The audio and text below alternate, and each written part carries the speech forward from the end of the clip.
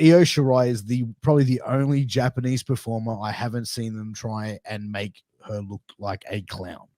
Like, you know what I mean? Like, that's something I feel like they do a lot with Japanese stars. Like, look at Jacket Time, look at the Kabuki Warriors, look at Taka Michinoku, and I think I said that we had the same. What was his little mate called with the long hair? Fuck. Funaki. Yeah, you know what I mean? With it, indeed. Like, I just feel like Japanese make talent, an argument recently for, like, I think Asuka's Japanese, right?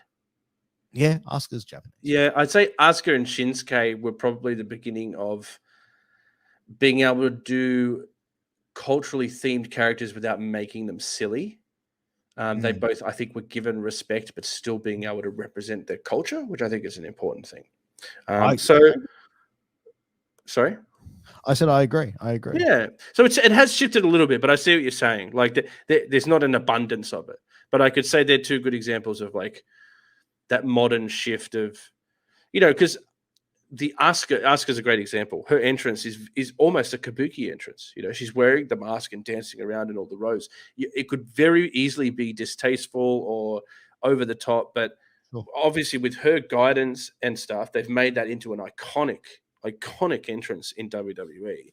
And it's probably helped a lot of Americans that probably didn't know much about Japanese culture to maybe look at it on a bit of a lighter note. So it all can evolve, but yeah, there definitely needs to be more.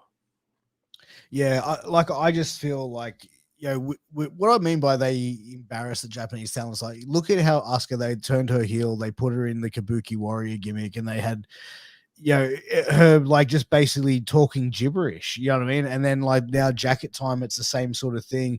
I just feel like, I don't know whether it's they don't respect the Japanese talent or they don't know how to give them an entertaining character without it being, I don't want to say tongue-in-cheek, because I don't think it like they're making racist jokes about it, but I think that they're just making it goofy because it's like we don't know what else to do with this Japanese star. Like, they're amazing performers. Like, Kushida is amazing.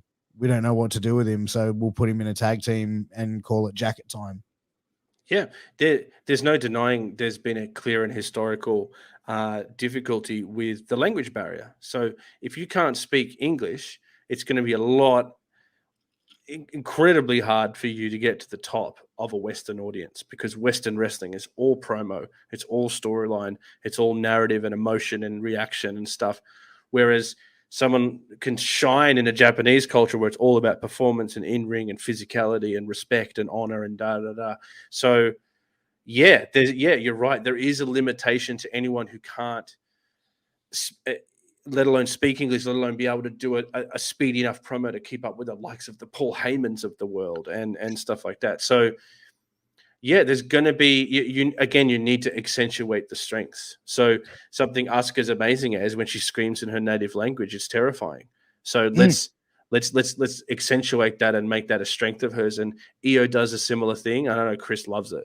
So yeah, it's always going to be a barrier that you jump over. And I wonder if one day we will have a wrestling superstar in the Western audience as big as a John Cena who doesn't speak English.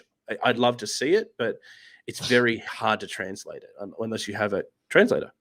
Yeah, I mean, well, that's the perfect thing. Managers, you know what I mean? Give him a heater. Give him, give him a voice. You know what I mean? Like, you could think if, like, they gave Shinsuke Nakamura and they changed his gimmick a little bit and had him be like a Paul Heyman guy and have, like, him not even talk and, like, just go in the ring and be like, you could turn him into, like, the Japanese killer, make him the next Japanese mafia, whatever it is you want to do. You could do so much with it. Put a Paul Heyman with him who can get either heat or get over depending on what the directive is for the character. But I think then do that. Don't make goofy characters. Just give them an opportunity to get over by giving them a mouthpiece. Yeah, potentially. It's hard to find a lot of good. It's hard to find more than one Paul Heyman. That's the tough thing, is that you need someone who can do that for every different person and be able to, translate it and stuff. It's tough to get, but yeah, I agree. More managers. I love managers. Same here. But yeah. Yeah, it's a tough one, man.